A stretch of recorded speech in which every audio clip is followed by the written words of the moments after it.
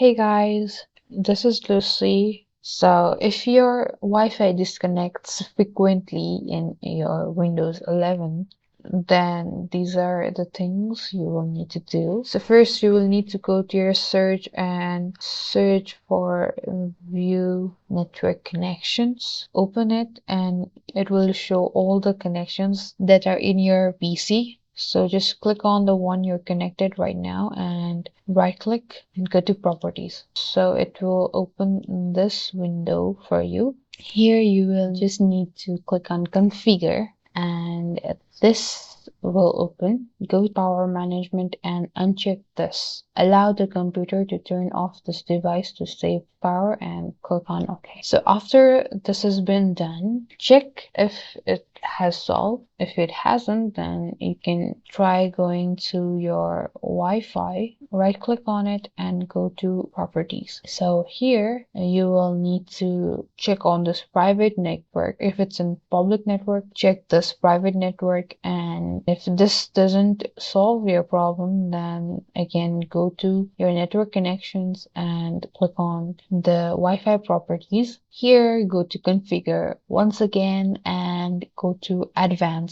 this time. So if you see this 802.11d, then just disable it and click on OK. If this also doesn't work in your PC, then there's a last thing you can do. So go to your Windows search and search for services.